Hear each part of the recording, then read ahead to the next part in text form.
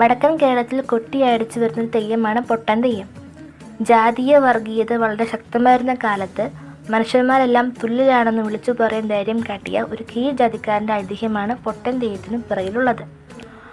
പൊട്ടൻ തെയ്യം മലയൻ, പുലയൻ, ചിറവൻ, പാണൻ തുടങ്ങി പല സമുദായക്കാരും കെട്ടാറുണ്ട്. 3 തരത്തിലുള്ള പൊട്ടന്മാരുണ്ട്: പുലപൊട്ടൻ, പുലമാരുതൻ, പുലചാമുണ്ടി എന്നിങ്ങനെ അവ അറിയപ്പെടുന്നു. ഉത്തരം പറയാൻ കഴിയാത്ത ചോദ്യങ്ങൾ ചോദിച്ച് കുഴയ്ക്കുന്ന ഒരാളെ പൊട്ടനെന്ന മുദ്ര കുത്തി തന്ത്രപൂർവ്വം ഒഴിഞ്ഞു മാറുന്നതിനാലും പറയേണ്ട കാര്യങ്ങളെല്ലാം തമാശയും കാര്യവും കൂട്ടിക്കുഴച്ച് പറഞ്ഞ് ഫലിപ്പിക്കുന്ന പൊട്ടൻകളി കളിക്കുന്നതുകൊണ്ടും ആയിരിക്കാം ഈ തെയ്യത്തിനു ഈ പേർ വന്നത്. സാധാരണ തെയ്യങ്ങൾ കണ്ടുവരാറുള്ളത് മുഖത്തെഴുത്ത് ഈ തെയ്യത്തിനില്ല. പകരം മുഖത്ത് നേരത്തെ തന്നെ തയ്യാറാക്കിയ മുഖാവരണം അണിയുകയാണ് പതിവ്.